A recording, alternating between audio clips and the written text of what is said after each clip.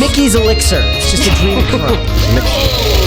Thanks for watching. Listen to full episodes of Pop Culture Crisis on Spotify. Keep up with us on social.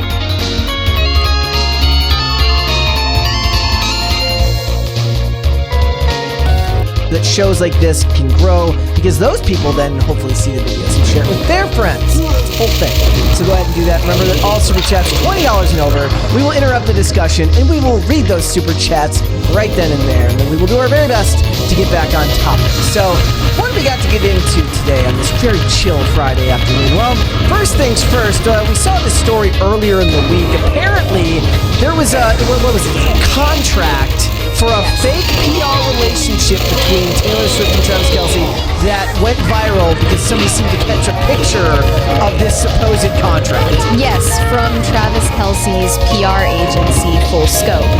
And no one knows where it came from, which is also suspicious. No one knows who posted it originally, but it caught fire really quickly. And on that contract, it states Travis Kelce and Taylor Swift are supposed to break up publicly on September 28th. So I guess we're gonna find out whether it's real at the end of the month. Okay, let's face it. There's gonna be some world event that's gonna happen on that day that the government is gonna try and cover up, and they're gonna do the breakup. It's gonna be a distraction operation. Yeah. It's gonna be a false flag. It sounds like a setup. I think that's what's going to happen. Maybe that's the day that World War III starts and nobody knows because Taylor and Travis broke up that day. That's going to be World War III or 9/11 for a lot of people, actually. We were in Frederick over the weekend. And look, going through the shops in Frederick, I fit in exactly 0%. Why? It's not for me. It's like a lot of... Well, I mean, it's like, Obi wants to go to a lot of, like, stores that sell, candles and... I knew you were going to say candles and I didn't want to say it. Stores that I don't go to, but also stuff that sells, like, crafts and art supplies and stuff like that. And there was one of them, it was like, it looked like a Joanne Fabrics threw up inside of a rag stock, threw up inside of some sort of like quasi-personal craft market. And on one, you know the candle I have over there, you can't see it, of like religious Tom Cruise icon. There was a Taylor Swift one, and then there was a Travis Kelce one, and that Travis Kelce one wouldn't exist if not for that relationship. For sure, because people are only buying the Travis Kelce candle as a pair with the Taylor Swift candle, and like it or not, Travis Kelce is the one who got a boost from that relationship. So we will talk. And the NFL fans are going to be pissed off that I said that, but it's true. So we'll talk about that. Yeah, I've never felt more out of place than going into shops like that and just like walking around. Like I'm literally just walking because my feet are below me. They're spitting in your direction every time you pass by. You're not enough of a hippie. Basically. So we're going to talk, not enough of like I don't think of it as a hippie, it's like NIMBY city living. Actually, yes. Yeah, that's definitely the vibe. Yeah, so we're going to talk about, like we were going through all these shops and there was just one that like all of them had like hate has no place here signs. And then one that just had... I'm so glad you posted that up on the front of your shop, because otherwise I would have thought that hate was welcome here. And I wouldn't, that would mean I couldn't go in. But I laughed because then we went by one that just said no solicitors, keep out. I was like, good for them. Like, stand up for your like individualist values. Don't give in to this hive mentality. Yeah. There's 220s there. Joshua French said we are all Ruskies now. Russia hoax 3.0. It's Russia, Russia, Russia. The Manic Mustache said super not random, but apropos to eugenics. I don't know if I want to finish this. Brother Billy got the permits for his Red Battle Panda breeding program. Battle Pandas incoming. Let us go. I'm telling you, make it. Not let's go. Let us go. Remember Battle Toads? Make Battle Pandas. I'll show you some. Pictures later. That was a thing. Battle Toads. So, thank you guys so much for that. But yes, we got a bunch of stuff to get into. What else? Will Ferrell has a new Netflix documentary coming out. Yeah, he is proclaiming to the whole world that he is not trans, but he has a friend who is. And he is being a very virtuous ally to the trans community. He's gonna offer everybody a guidebook on how to be a perfect ally to trans people. Well, we're gonna talk about that. Scrape to the bottom of the barrel with that one. And also, guys, of course, we are going to do our review for Beetlejuice. Of course, you know that after the sequel to Beetlejuice being called Beetlejuice, I had to say more than 3 at a time so that it wouldn't trigger anything. You know what the next one's going to be called if they make a third one, of course. Beetlejuice. Will they? We'll have to wait and see. Will we do it? So we will be doing that review here today, guys, but what we'll do is we'll put it towards the end of the show because in case a lot of you look, it's box office is looking high. It's going to open to over 100 million. Good crowd in the theater with us. So it's going to open to over $100 million. It looks like there's probably people in the audience that are going to go see it, so we will save that review towards the end of the show. There's not much to spoil. No. I mean, it's gonna be fun. It'll be fun to talk about because look, I was very passionate about how awful The Crow was, because I have a certain level of attachment to the 1994 Crow film. I have no such attachment to Beetlejuice, so we'll get into it. It's more chill. So if you're ready, you can just get started. Ready? I'm so ready for our chill episode. Stop. We're so relaxed. Okay. All right. We will keep it that way. First things first, Barack Obama's lying again. No, I'm just kidding. I have no idea if he's lying. He's a liar. Let's go ahead and listen to this clip. So they challenged him on his true standing of brat. I don't think they did. He's more calling out the royal we, meaning like the royal internet. People being like, people claim I don't listen to the music that I put in my playlists. So let's see what he has to say. Had it or hit it, brat summer. Hit it. I just put out my playlist, and 365 is on it, and it's a great album. So there are people who question sometimes whether I'm actually listening to all this music. As I've testified before, I am. Charlie XCX, she knows what she's doing. Why is he like a robot? Sorry, we have a 20 from Boosted Yogi. If Will Smith's comeback is coming out as trans, I may just have to end it. No, we were talking about Will Ferrell. Don't worry, Will Smith is not coming out as trans. I didn't say Smith. I said Ferrell, right? Yeah, it was Ferrell. Okay. I think we were clear on that. No one is coming out as trans. It's fine. I like that I like in the back of my mind that there's a world where Barack Obama is like sitting in his mansion at like 3 a.m. on Twitter, like on alt accounts, pushing back on people who tell him he doesn't listen to the music that he listens to, that he says he does. Yeah, he's like complaining about it to Michelle. Yeah. She just can't hear enough of it. But that was a very robotic response. It wasn't the same level of charisma he usually has. He seems tired. That he used to have. He looks a little tired. Sounding tired. He's like, look, every interview I do, they say that I don't listen to Charlie XCX. You don't know me. Well, you know me, but you don't know my story. I think that in a recent interview, Taylor Swift was asked about her opinion of Charlie XCX because of the fact that Charlie wrote a song that was kind of dissing her. Okay. And her answer was the most media-trained, like, very politically neutral. Yeah, her answer was like, she just, takes songs into places that you wouldn't expect, and she's just been, like, at it for so many years, so it's great to see that. The answer I would give. It's like basically saying, yeah, she's been a flop for about a decade, but it's great that she's finally getting some attention. Here's my dreads. Yeah, like, you're my sloppy sack. Well, not even that. So, like, if the idea here is that one artist had to be, like, the voice of the election, they're like, they went to Taylor Swift first, and now Beyonce's like, no thanks. Charlie's over here like, hey, I'm still here. I'm British, but I'm still here. There's a 20 there. Or is that it just show up late? Yeah, it just show. Okay, no, yeah, we got sorry. that one. It showed up on the chat late there. Yeah, we're good. The YouTube's is behind today. All right, so he's sounding tired, and he doesn't sound as polished as he normally does. And you know what? I don't believe him. It was curated by a gay intern. There you go. All right. This is I'm interested to hear your opinion on this. This is a very like Hollywood-esque scandal, meaning that it's about as safe as something like this can be for what is considered drama. Wait, how is there drama? So Whoopi Goldberg says that this is a really bad idea.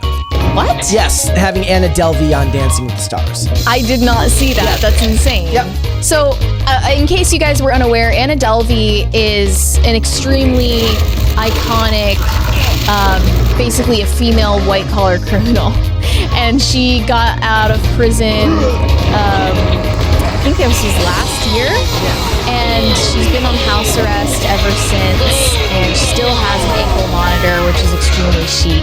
Who is the Enron dude? Is that I don't remember who. are the male criminals going to then appear on Dancing with the Stars? I mean, that's like a criminal empire, but what Anna Delvey was doing was just like defrauding hotels and defrauding her friends in like very subtle, imperceptible ways that got caught up to her over time. They made a Netflix show about her starring Julia Garner, and I thought that show was really well done. Yeah, you liked it a lot. Her friend that she defrauded wrote a book about the whole thing. It was such a clout-chasing moment. Probably made her money. Well, she's trying to get her money back. Yeah, she had to recoup her funds, but now Anna Delvey is trying to make her comeback into the public eye, being known as a criminal now, and she's going on Dancing with the Stars with her ankle monitor on. And why does Whoopi Goldberg have a problem with this? Why is So this is what she says. I pulled it up here. It says, Whoopi Goldberg slams Dancing with the Stars for casting convicted felon Anna Delvey. She says, what the hell, man? What's the problem? It says, I think back to all the families who have had family members arrested by ICE who have gone to the courts to get their dad or their mother or their brother back, she said. And this woman, they gave her permission to go do this. Now, should I think there's a reason? Is there a two-tiered system of justice with ICE? I'm sorry, how is She turned it into an immigration. how the F is this related to ICE? Because she was, it says, the critiques come a day wait, after she announced that the news broke that she was given clearance by U.S. Immigration and Customs Enforcement. So Whoopi the thinks show. that there is a double standard of enforcement for Anna Delvey, not only because she is famous now, but also because she's white. Yes, Which is her saying it without saying it out loud. correct. That's just the stupidest thing I've ever heard. I will defend her forever because I think that, like, as long as the person is only guilty of financial crimes, like, I'm willing to stand. That depends to me. Like, Depends on the level If you're that it got to. defrauding some poor lady's pension, no, I don't think Okay, so. I'm thinking about examples like, obviously her, but also Elizabeth Holmes, who founded Theranos lady. Theranos. And I don't think that you could really be... You can't really justify a personal vendetta against those people. Like, they're just crazy. Yeah, like, to me, it's more about, who the people were. Look, it's very easy for people to say the same thing. I read this thread yesterday. It was talking about this guy posted a tweet where a guy had a sign at his local business that says, please don't steal from me, go steal from Walmart. And then the guy breaks down, like, what happens when you steal excessively from Walmart, right? It costs hundreds of thousands of dollars to operate a Walmart a day. Eventually, theft becomes too much. First, they try locking up all the items. If that doesn't work, eventually they start laying off employees. Eventually, the store shuts down, and Walmart can eat that loss. They can go open another store, but it's a whole bunch of people in the local community that end up out of a job, and people who don't necessarily drive are out of a place to shop and do business. So it really is a matter of how far down the line of goods, services, and voluntary transaction do you want to go before you say it's okay At to this celebrate. point, now you have Netflix and Julia Garner to blame for glamorizing this person and her crime. Look, and we're going to be talking about a movie today that doesn't go out of its way to hide Association with a convicted child PDF file. So we're going to have to make your judgments on all of that stuff. That's something we had to think about when we were watching But, it. when you think about examples like that and you put it in the grand scheme of things, you put it in relative terms, and it probably doesn't seem so bad. It's not Chris Benoit. It's not a She child. took her friend's credit card, her friend who already was like a wealthy journalist living in Manhattan, by the way. She took her friend's credit card and then her friend made it into this gigantic sob story where she got a book deal out of it. I am one of the people who thinks that, like, I've been watching a lot of movies and television for a long time, and there's 30 years years of propaganda of saying it's okay as long as you're stealing from rich people. They can afford it. And what you That's not what I'm saying. No, I'm just saying that like it's along the same lines and how people will interpret it. Okay, what I'm saying is the friend essentially gave her the credit card. She's not guilty. I don't think she is guilty of stealing it because her friend, by her own admission, gave her money to use, to spend. And it wasn't even her own money, it was a company credit card. I mean, I was thinking more even like of like Theranos and stuff like that. Like as long as you're stealing from rich people or corporations, it's okay. But that's people who don't look past the first step of whatever they're...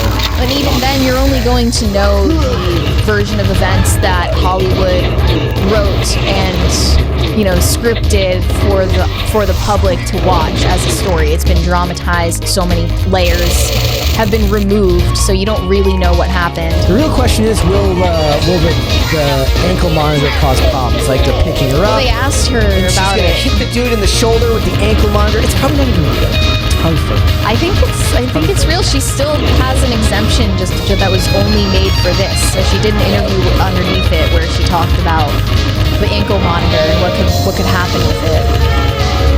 Which is it's underneath this tweet. The video, right? Yeah. The ankle monitor? Oh yeah, that's still here. Are you gonna be bejeweling it for Dancing with the Stars? Yeah, no, I literally brought my whole... Like, who's this guy? This is the most 2024 American thing I've ever seen. You'll have to wear it during the competition. Yeah. Are you officially still on house arrest with the exception of this exemption? My house arrest got loosened, I think, the first week of August, so I am allowed to travel anywhere within New York. I had to ask the permission for the authorities for ICE to, give me permission to travel out of state. Actually, it means being on house arrest because I now have to commute and people don't have to anymore. Are you at all intimidated? Why don't you just say you're still on house arrest? I mean, what's the worst that can He's happen? very clever. Arrest me for dancing badly. Okay. So there you have it. She's not worried about it at all. But that's the reason why Whoopi is pressed. Yes, because of ice. I can't. All right, let us move on then, shall we? So, what was it, a year ago that we talked about Shia LaBeouf possibly turning his life around and finding God? Yeah, last year Shia LaBeouf talked about converting to Catholicism in the process of making the Padre Pio film, and everyone thought that he was getting onto a more positive track in his life. However, if this new video of a brawl on the street is any evidence to the contrary, looks like he's not doing so well. He was outside of a pub in Scotland last week. Now the video has come out. He's yelling at people, challenging all of these dudes to a fight in the streets. That's not very Christian or Catholic. It's not very, mentally sane. Most fundamentally. Should we watch this one here? Yeah. This video here? Okay, here we go, guys. This is your home now. This is your friend. They're here from London. Matter of fact. Maybe he's going to do a boxing movie, and this is just him. He's doing method. Yeah. Right. That's your business. Giant black Managed to talk about what do you get from chicken weapons.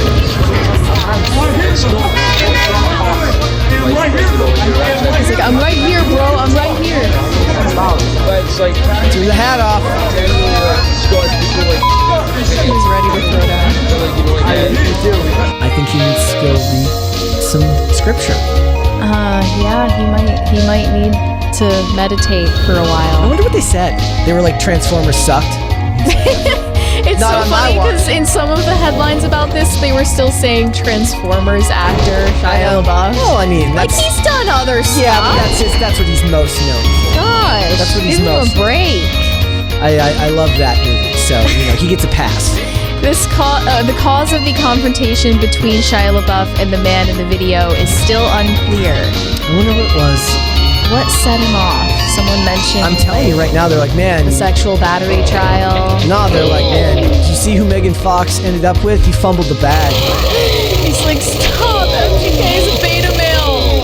I can get any woman I want. He's like, I just wouldn't drink any blood and she dumped me. Yeah, that was probably why. She's like, he wasn't gonna engage him the rituals. She's like, will you drink blood with me to deepen our bond? And he's like, I'm sorry, I can't do that. And she's like, well, then we're through. Oh, or maybe they were like, Megalopolis is gonna suck.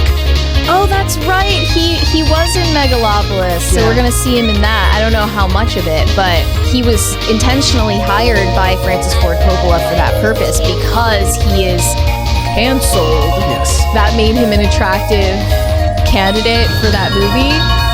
And no other reason? I saw some rough numbers. I think it's like $5 million. I mean, it depends on the kind of release. Is it a wide release? I don't know how wide. I don't know how many theaters it's going to open up in. I know that Beetlejuice, I think, is opening up to like the most theaters like ever, but from a Warner Brothers movie. It's like over 4,000 theaters or something like that. There were at least 3 showings last night when we were there, and that's for the early preview screenings, and they were all pretty crowded. So it looks like it's going to do really well.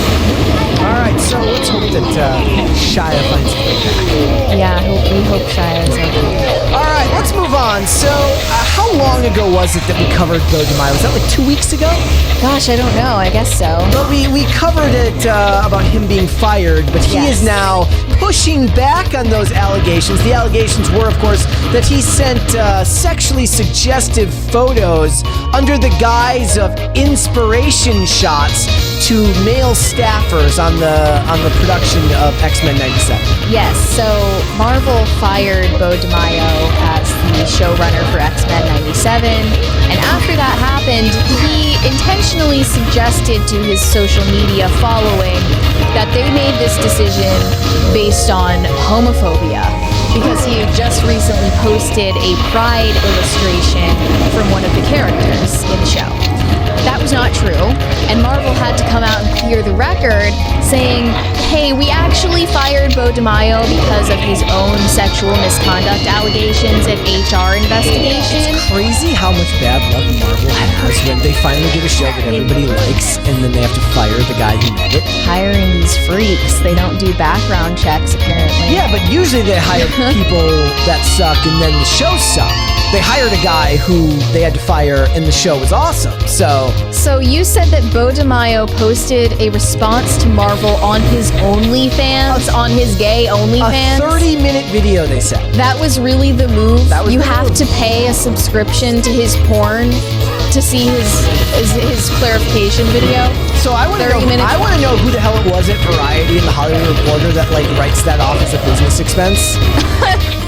Yeah. Because we had the transcript. Someone had to do it. We had the transcript from the Hollywood Reporter and Variety. Someone had to. But somebody over there was just like, look, she's like, if that's my job, I guess take one for the team. It expires at the end of the month, so.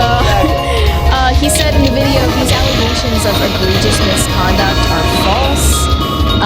He said these rumors have been floating around on various sites and podcasts are lies. They are offensive, but more concerning is that they're a smear campaign designed to discredit my credibility in order to cover up egregious, prejudicial misconduct stretching from select crew members on X-Men 97 all the way to the top of Marvel Studios. In the chat, Unknown says his OnlyFans is free. Okay. Well, then somebody didn't have to write it off. And he's really for the streets then. That's saying something. I mean, at least charge like the price of a quarter pounder, right? I mean, have you seen how many of these magazines and news outlets are putting up paywalls? Come on. Right? If you have to pay to read Forbes, you know, at least pay the price of like a big package. See this dude naked. Goodness gracious.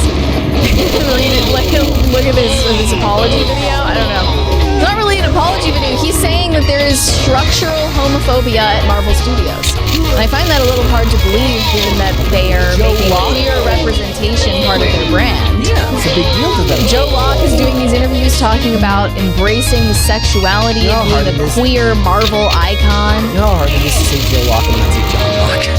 Actually, yeah, now that you bring it up. Yeah. Yeah, I mean, they just did all these interviews related to Agatha all along, talking about how Marvel is fundamentally changing, and it's not just for straight white men anymore, even though everybody knows that was never true to begin with. I can't believe that they took the time to lay out multiple bullet points of takeaways from this video. It's insane.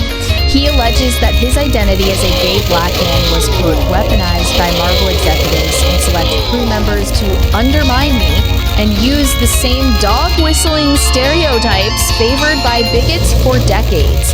He's big, he's intimidating, too opinionated, angry, emotional, flamboyant, dramatic, a pervert. I think they meant too opinionated with 2 O's. Yeah, it's a little typo there. Okay. DeMaio alleges that he fought Marvel executives over his desire to adapt storylines from previously published X-Men comic book runs rather than create a brand new story for the show, as they desired, and he was called, quote, uncollaborative, too difficult, and too much of a fanboy. They openly resented me for fighting for the fans. I mean, honestly, Base? base? Like, what do you want me to do with that? Like, So they wanted him to create all new material that he wanted to draw upon already published material. this is a consistent thing with these properties where they're like, would you do us a favor and like not read the source material? Right? Remember what they did? Like, the lady running The Witcher was like, it was really annoying how Henry Cavill knew all about the stories for Geralt. Kept and, like, correcting everyone. Yeah, and they hated that. They called him toxic for that, right? So that actually Mayo's in a similar situation here? I mean, all he had to do was ignore the stuff about identity and make it about, standing up for the fans, and he would have become an instant icon. Yes. To people in the sphere. But the thought of being a victim is just too scrumptious. Too enticing. I mean, he couldn't resist. And then he now alleges as executives painted him as abusive when he declined to have the character Jubilee, quote, make gang signs or paint the sky with plasmoids in the shape of middle fingers. So they had different ideas about where the story was going. I do remember there was like a story, a quote they were talking about in the original Crow movie where Brandon Lee pushed, like, he only asked for one change, and he didn't want the girl who, I forget the character's name, the one who's Micah is the one who's with Top Dollar. Like, she didn't want him to steal powers because he said it was a racist stereotype, and that was like the only request that he made, is he didn't want an Asian character stealing another person's powers. Because How is that a stereotype? I mean, I didn't look further into it, but that was like his one request, and that was back in like 1994. So they That's didn't want bizarre. I mean, how is that a racial stereotype? I've never heard of that before. In the chat, Sketch Therapy says that's ridiculous. Jubilee would not do that.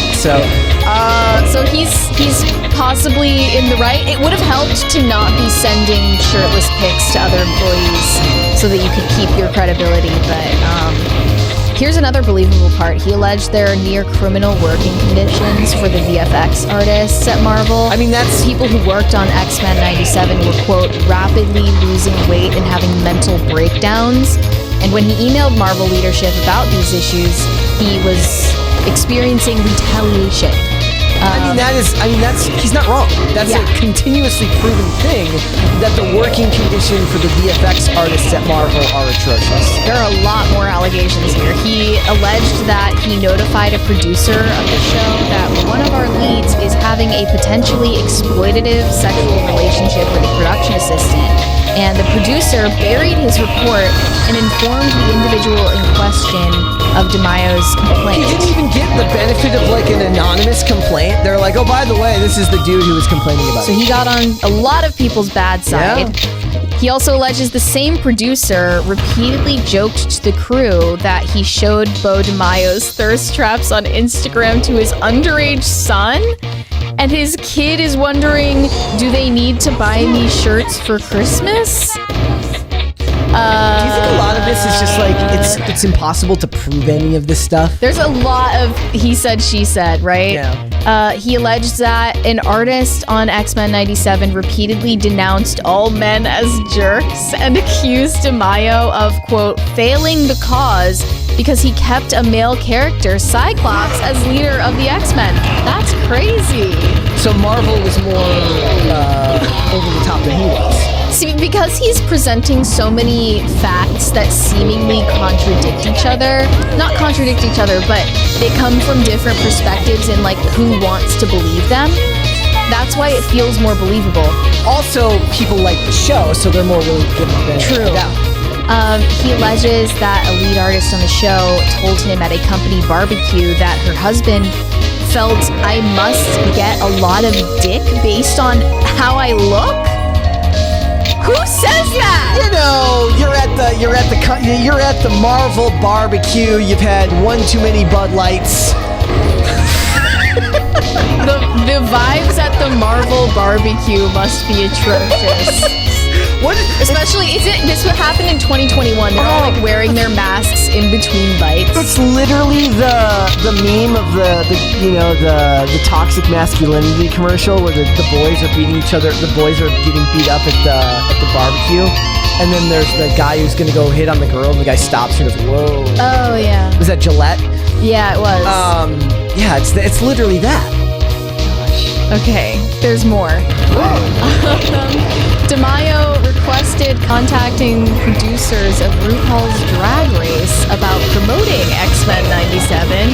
He alleges that he was told by Marvel they wouldn't want to alienate certain audiences. That runs completely There's so much conflicting information. So he, on one hand, he's fighting for source material. He's fighting for male leads He characters. wants Cyclops to stay as the head. On the other hand, he's also like pushing Marvel to promote this with RuPaul's Drag Race with a bunch of drag queens, and they're telling him, no, we don't want to alienate the male audience. So there's so much conflicting information here that it almost comes off as more credible because you don't have a very uniformly accepted like story. If it was fake, it would feel more linear. Right? It would feel like it made more sense, narrative-wise, if it were fake. He also alleges that Marvel's PR department listed, quote, homosexuality as a hot-button issue to avoid alongside school shootings, the Gaza conflict, and abortion.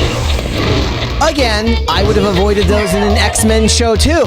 Yeah. Yes. That makes perfect sense. So I have no problem with Marvel PR being So on one hand, I'm like, wait, maybe Bo DeMaio is in the right here, but then Marvel is also in the right on these other issues, so I don't know what to think. Could you perhaps go far off into the galaxy and avoid going to the West Bank?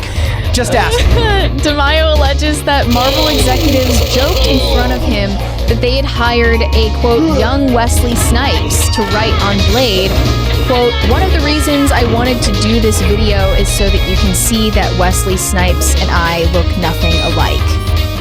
So they called him a young Wesley Snipes. Okay. Because he's black? I don't know. Because they're saying that he looks like Wesley Snipes because they're both black. So they're racist, I guess. I don't know how that actually came up, so we don't know if they actually were saying it in a racist way. How the hell would they even have a school shooting be relevant? In X-Men 97. Would there be like would Charles Xavier's school have an active shooter? What the hell? I guess that they had to clarify it in the first place because Bo DeMaio or other writers were pushing to include those things. And they were like putting a hard stop on that.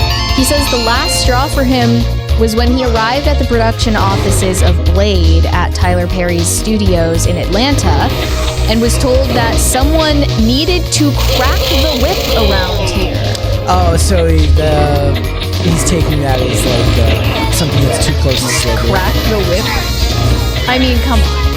That's just a turn of phrase that people use. It doesn't mean that they were talking about slavery. Did you see the story the other day of like the Chick-fil-A employee who Yes, he rung up that guy's order as monkeys, the name monkeys, and it's like you're in a drive-through line. They didn't even see you, right? Yeah, I don't know if they can see maybe they can see him on the camera. And like his real name was something like Marquise, right? Yeah, I was like Marquise. Which over a speakerphone would easily be muffled and like sound like something else. But so many people are just looking for their moment. They're looking for their moment in the limelight, in the headlines, to be a victim. And in some regard, this does sound like he's doing that he's being an opportunist. But in other situations, it sounds like Marvel was possibly in the wrong. So I don't know what to think of this. Yeah, I mean, he's not a credible narrator. He's not like a reliable narrator for all of these events. I do agree that it's too jumbled and too out of order to feel entirely fake. Yeah, definitely. Because there are so many different groups that want to believe different parts of the story and not others. Yeah. So it feels a little too real. We will continue to follow it. All right, Yeah. let's move on. Let's talk about South Park. Yeah, recently South Park creators Trey Parker and Matt Stone did an interview with Vanity Fair in which they told interviewers that they are ignoring the election. They are not going to use the election in any of their joke writing. They have felt exhausted by the whole thing. They plan to ignore Trump. It's just been overdone, overplayed. They can't write any more jokes about the election, especially because he's, been a fixture in politics since 2016. It's actually been quite a while. So this says, in most ways, South Park creators Trey Parker and Matt Stone are trying to look forward nearly 27 seasons in.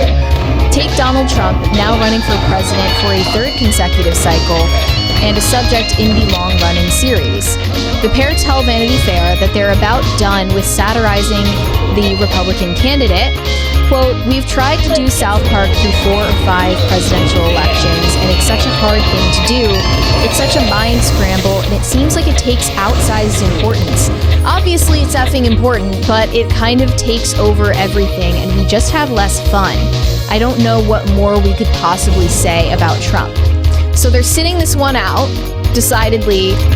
They say another reason for this is they're, quote, waiting for Paramount to figure their shit out, whatever that means. Paramount is going through a whole bunch of stuff with Sundance right now and ownership. So there is a bunch of stuff in the back end that actually is going on right now. So they're possibly, they have another alibi. Yeah. Not just that, they decided to ignore the entire thing. But a lot of people were mad at Did I say Sundance? I meant Skydance. Skydance. I think I said Sundance. I meant Skydance. A lot of people were pissed off at this, and they think it's because the South Park creators either are raging Trump supporters or they're actually secret Kamala supporters, and they're not willing to mock Kamala this time around. This person said they didn't make fun of Biden, and they wouldn't dare make fun of Kamala. South Park was always a Democrat show with specks of edginess. Is that true? They never made fun of Biden on the show? I don't watch it anymore. I haven't watched it in quite a few seasons, so. That's surprising. I've seen more responses. They either can't or are scared to say anything about Kamala. I mean, I'd rather they just stay away from the, mainline politics in general. The culture war stuff is funnier anyways. Ozempic special, the Panderverse, go to that. That's funnier to me than mainline politics. There's plenty of material no matter what, but I mean, if it were something like SNL, it would just be expected that they use politics for their material. They don't have to. I don't see any need to. There's just other things that they could do that would be funny. But again, I'm also burnt out from all of it.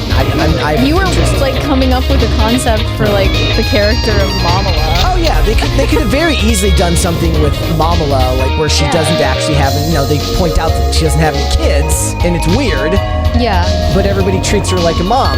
She's going on shows giving advice for moms, but she's not actually a mom, and everyone's wondering why the hell is she doing this?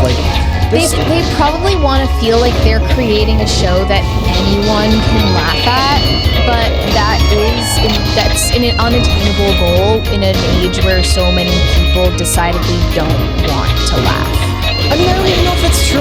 We have this discussion all the time. Do people who talk about the culture war on here, like we do the big channels, do they affect a movie's ability to make money, or is it just apathy? Right? Is it one of those things where nobody can laugh because the culture war is one side or the other? So if you find it funny, somebody else is gonna really find it unfunny?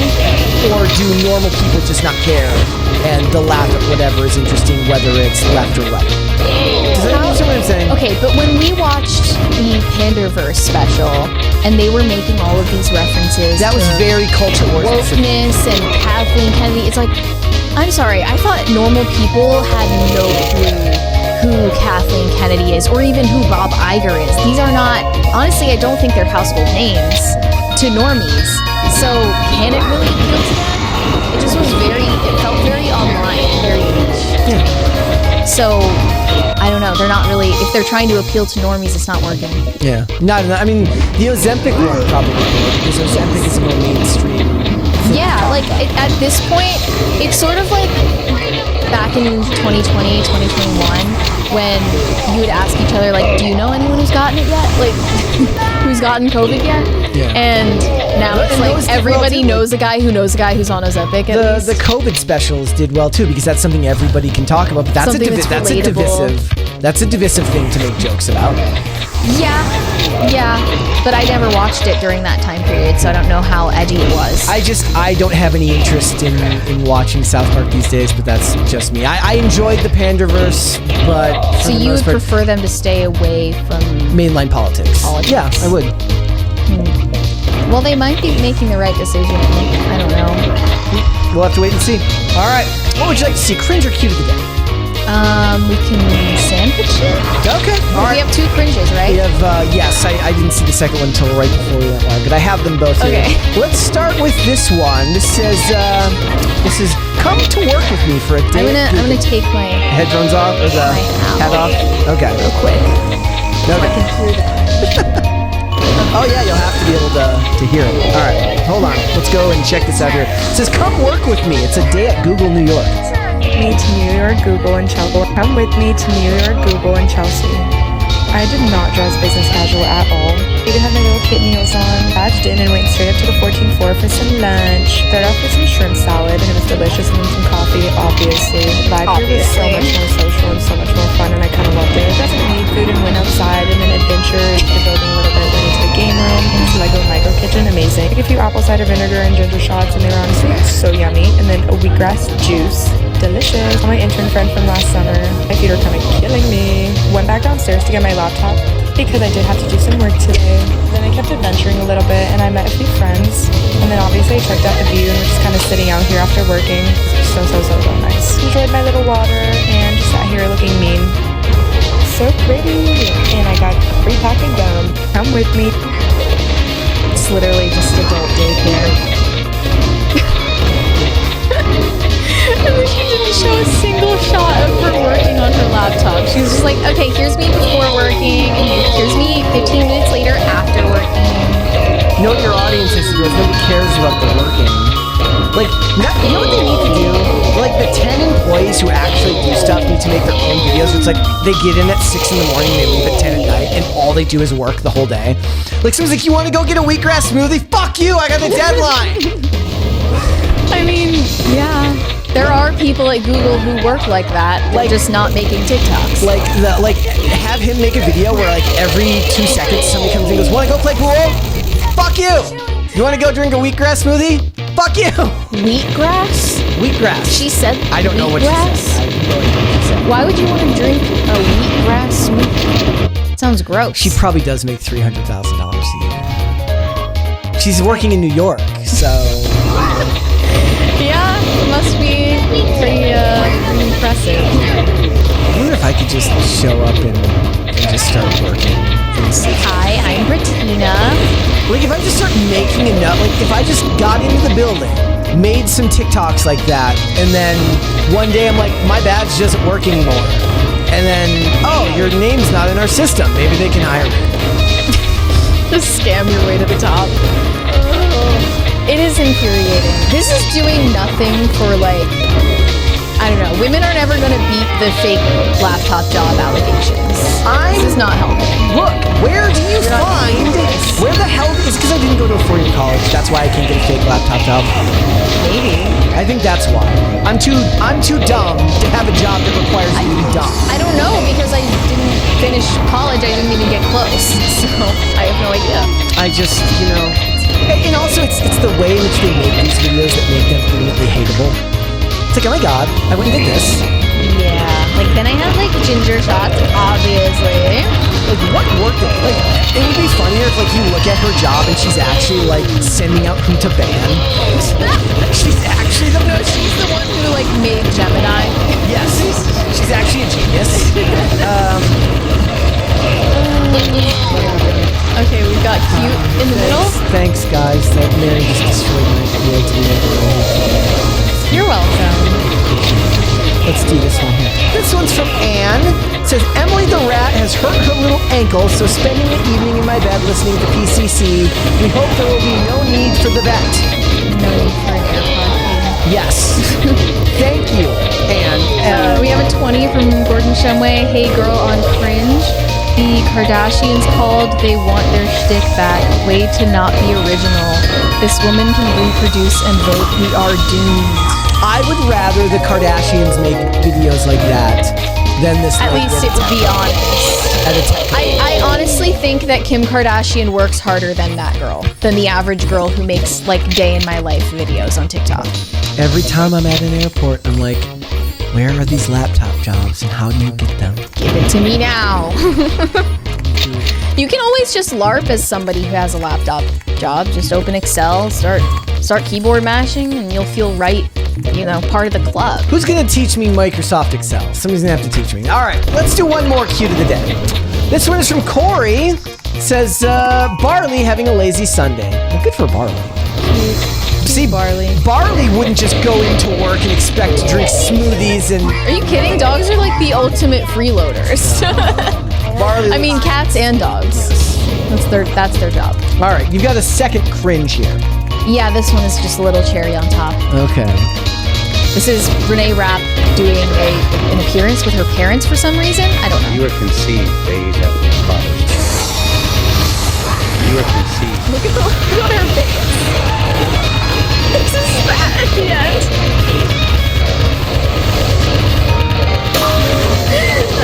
It's like the line in an episode of iZombie where Vaughn Clark says you were conceived at a Matchbox 20 concert or something. That's even more horrifying. I think it was because the showrunner of the showrunner. You're gonna miss that amazing set. The guy who made that show's name was Rob Thomas, and he always includes Rob Thomas from Matchbox 20 in his shows. That's funny. Yeah. Okay, it might have been a different thing. Rob Thomas is mentioned in the show, but it might have been a different band that he listed, where he tells his daughter that she was Renee Rapp looks. Which oddly enough, the actress that plays the character in that show that he says it to, his name is Leanna Lapp. So Renee Rapp. Okay. Yeah. Weird connection. Yeah, okay. Today's weird. What the hell? All right, let's move on. Let's get started. Let's talk about what's going on with this fake PR relationship. Ever since Taylor Swift and Travis Kelce hard launched their romantic relationship to the public, it has been hotly debated whether this relationship was fully arranged for PR purposes. We'll have to restart. Oh. Put a girl on. Thank you, guys.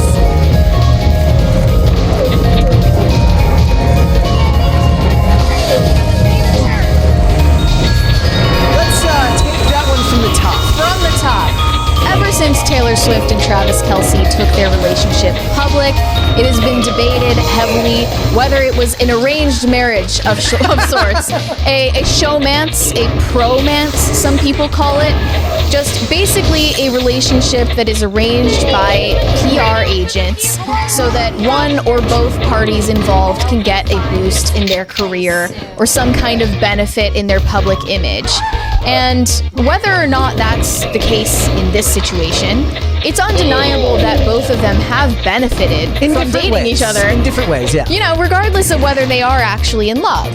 And it could be the case, actually, that this was arranged for PR purposes, and they ended up falling in love afterwards. It turned into something organic over time. That, you said, is like the best material for a rom-com ever, and Glenn Powell, get on it. Him and Sydney if you're Sweeney listening, please. That movie, he can play a guy named Glenn Michael. We'll give him two first names. Yeah. So these debates have caught new wind because randomly, someone on the internet leaked a contract from Travis Kelce's PR agency, Full Scope Public Relations, under the title Comprehensive Media Plan for Travis Kelce's Public Relations Following Breakup with Taylor Swift. And it has all of these objectives written down, and it's clearly visible that their breakup date, the end of their contract, is on September 28th, 2024. So we all know what's going to happen. Either World War III starts that day, Germany invades Poland again. Something is going to happen on... The CIA saw this leak online and they were like, we should take advantage of this. No. The CIA has got stuff on the people at Full Scope, and they told them to set that day for September 28th. Yeah, the possibilities are endless. So, yeah, it has their official breakup date right here in the document, and Daily Mail posted it. I'm going to read from it briefly. Objective: to effectively manage and mitigate the fallout from the breakup between Travis Kelce and Taylor Swift, ensuring Travis Kelce retains a positive public image, minimizes negative media portrayal, and continues to build his personal and professional brand. Can't say that that's not true. The guy's about to star in a television show. His podcast just got a $100 million contract. Yeah, he's on the way up. Key messages: respect and privacy. Emphasized that the breakup was a mutual decision made with respect for each other's personal lives. Stressed the importance of privacy during this period to allow both individuals to focus on their respective personal growth and careers. Professional focus: highlight Kelce's commitment to his career and his ongoing achievements in the sports industry. Showcase recent milestones, upcoming games, and his involvement in major events. Personal growth: frame the breakup as a natural part of life and an opportunity for personal evolution. Share how Travis Kelce is focusing on personal development, self-improvement, and resilience. So he's going to be making an official statement in the media. How is this even possible? It's not like any of her breakups have ever gone well for the dude. Actually true. As soon as this happens... Like, isn't there a better celebrity who could have tried If this happens, I know that the Swiftie fan base is going to just go for the jugular, because every time, somehow, every single breakup, Taylor Swift is the victim. That's just what happens. She's never in the wrong. The guy is always in the wrong. In fact, the other day I saw a TikTok a girl posted where she saw Jake Gyllenhaal at the airport, and because she's a Swiftie, she felt it necessary to blast All Too Well in her car with the windows open as Jake Gyllenhaal was walking past. For a relationship he was in, what, like 12 years ago? And he's not understanding the connection. Probably more? This at all. It's literally a fantasy in her own head. Like, not even Taylor Swift cares that much about Jake Gyllenhaal. But they are very vindictive. So Travis Kelce should be worried if this breakup is imminent. However, after this contract leaked online, Travis Kelce's PR agency has issued a correction. Full Scope categorically denies the alleged plan, telling TMZ this document is entirely false and fabricated. It was not created, issued, or authorized by their agency. Quote, we have engaged our legal team to initiate proceedings against the individuals or entities responsible for the unlawful and injurious forgery of documents. It is fair to point out that the logo is at least correct? Yes, it has the actual logo of the PR agency right there. And in case you were unaware, this PR agency, Full Scope, it's run by Jack Kitsoyan and Pia Malahi. Pia is Travis Kelce's personal PR agent, but she runs Full Scope with Jack Kitsoyan. And interestingly enough, this publicist, the publicist who co-runs Travis Kelce's PR agency, has openly admitted in the past to creating PR relationships. He has done this professionally at least twice of his own admission. So back in 2019, he did an interview about this. He spilled the tea on how he creates fake celebrity relationship rumors, or he just creates a relationship from scratch. You think he'd want to keep this stuff close to the vest, then it wouldn't be as effective. Wouldn't come back to bite him later on. Jack Kitsoyan said it's to be able to sell the hype of it. Whether it's a concert, album, getting people to go see a movie, it's all about the hype at the moment. With the social media world, nobody is reading magazines as they used to. Things spread like wildfire. Hollywood is a very small town and people talk. He said that he's set up 2 fake relationships. One which gave a female celebrity a career boost, leading to her becoming a household name. Maybe this is Sydney Sweeney and Glenn Powell. Possible. I I mean, he's saying this years before that ever happened, so I have no idea who he's referring to. He also said the terms usually involve the couple signing a love contract, which binds them legally to fake date for at least a year, and that in the past he has seen these fake relationships set up to hide the fact that a popular male celebrity is gay. And these days, however, the reasons are just for hype. So, think about it. I think that 10 years from now they'll be setting up relationships to set up fake straight relationships. Yeah. Travis Kelce has received a significant, career boost from dating Taylor Swift. No, he has. And I'm sorry, but this is just the truth. Travis Kelce has benefited more from this relationship than Taylor Swift has. Yes. He has been opened up to a far bigger mainstream audience. He clearly won. I mean, as successful as he is, in the NFL, and he was and is very, very, very successful. He already did the reality dating show back in 2016.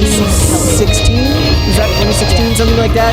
He very clearly had ambitions beyond just football, and that's fine. As you should. What you're seeing right now is him staging and building his career leading up to retirement from the NFL. And everyone knows what happens to a lot of athletes when they leave the sport that they worked their whole lives to master. A lot of them can spiral because they don't have a new challenge to take on. We have a 20 from V-Wit. Because if, quote, all the single ladies admit Taylor's in the wrong, they will have to have some introspection on their own actions. Taylor Swift is the thoughts shield against taking responsibility for their own actions. Cheers.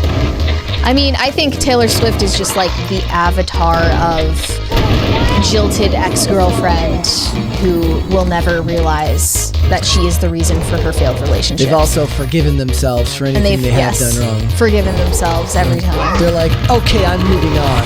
Yeah. I mean, okay, this has pissed off so many football fans because they, for some reason, thought that the world was already aware of Travis Kelce before he dated Taylor Swift. That is not true. Well, not to the extent of what he's known now. Yes, of course. I swear on my life, I heard of this guy for the first time when he started dating Taylor Swift because I'm not into sports, as many of you female fans aren't. So, I didn't know who he was before this, and I'm sure that's true for many others. There are no NFL fans who learned of the existence of Taylor Swift for the very first time as soon as she started dating Travis Kelce. That didn't happen. It might have happened one time, but it's just not on the same level of global fame. And she has elevated him so much that now he has a whole world of possibilities for his career going forward. He has been rumored to approach retirement from football very soon, possibly in the next couple of years. It's a short career to begin with. Yeah. So, getting into a relationship with a global pop star perfectly puts him in the position to get brand deals, get roles in TV shows, in movies, product lines, anything else that he would want to do after his sports career is just perfectly teed up because he's been in this relationship that is super relevant for a year straight. Like, I wonder what his podcast was already successful, but does it get $100 million? If not for when he's not dropping Easter eggs about his relationship from time to time and people listen in for details. I see people talking about becoming like a commentator in the NFL. He clearly has ambitions beyond just going and working the booth in the NFL after it's done. He wants to do Hollywood. He wants to go far beyond just sports. Looks like he's in a horror movie, Grotesquerie. Yeah, the Ryan. Right now. Yeah. So that's coming up soon. But okay, is it really that hard to believe? No. It's modern day, it's 21st century arranged marriage. That's literally what it is. And I heard Michael Knowles had a take on this saying, you know how you could disprove all of these rumors and put all of the speculation to rest? You could get engaged and get married, have a family, and then no one can say that you're in a PR marriage with children. No one could say that. Yeah. But who knows if that's actually going to happen. We'll have to wait and see. Maybe they surprise everyone when they announce their engagement in 20 minutes rather than... Do you think that this is like guerrilla marketing for their engagement? I mean, that's not out of the realm of possibility either. There's just like it's like an onion of psyops. There are so many layers. If I'm supposed to believe that it's completely plausible that a PR company would write up a contract and then a bullet point by bullet point description of how a fake relationship will go, am I supposed to believe that it's somehow ridiculous that they would write up a fake version of that? No, that's perfectly plausible. Yeah, so the countdown is on and the evidence is clear. Travis Kelce's PR agent has not only admitted to the existence of PR relationships, but also admitted that he set up a couple of them himself, and he wrote 2 books using fictionalized accounts of real scandals that he managed. So they are seasoned professionals at creating fantastical tales for the media to feed the public, and they believe every word. Also, it's fair to point out that there was a chance to bridge the political divide the other day with Brittany Mahomes and Taylor Swift, and they definitely fumbled the ball. So Brittany Mahomes obviously is a Trump supporter. Brittany Mahomes has been talking about how she supports Trump on social media recently. A lot of people didn't like that. A lot of Swifties didn't like that in particular. And now that the season is back on, Taylor Swift decided to sit in an entirely different suite. Think of what they could have away from Brittany Mahomes, the Trump supporter, the evil blonde Trump supporter. Think of what they could have done for the culture if they had just stood together, arm in arm. A Mamala supporter and a drum flirt all there. Because forcing the Swifties to do the mental gymnastics to justify that, to still think of Taylor Swift as a good, acceptable liberal while hanging out with a conservative Trump supporter, that's a very beneficial, therapeutic exercise for them. Like, they need to understand that their political adversaries are human, and that would have helped, but I guess she decided to dissociate herself from Brittany Mahomes over this. Or maybe what we'll see is it's even more perfect PR management if like a month from now they sit together because it's blown over. Like, oh, I totally forgot that you were a Trump supporter. Oh my God. Looks like the election is coming up. We'll have to see where it all goes. Yeah, and like, is she going to break up with her boyfriend and then endorse Kamala because she's a feminist again? We'll have to wait and see. Shane H. Wilder said, "Happy Friday, Brett and Mary. I made the rat with an AirPod cane for you. He's very dapper with a PCC top hat." He did. I like the hat. The hat was my favorite part. Andrew Jacobs said, "Looking forward to Mary trashing Beetlejuice 2. I don't think you're gonna get me trashing Beetlejuice 2. It actually wasn't worth like trashing. No. That makes it sound worse. It's not bad. It wasn't bad. It was fine. We'll have to wait and see. But we'll be getting to it soon. We've got a review for you today. I grade things on a binary, sort of like the Costco guys. It's either Is it a boom or a doom? So if I had to pick one, what would it be? Would it be a boom or a doom? Was it a double chunk chocolate cookie? It was a chicken bake. I don't know what that means. I'm sorry.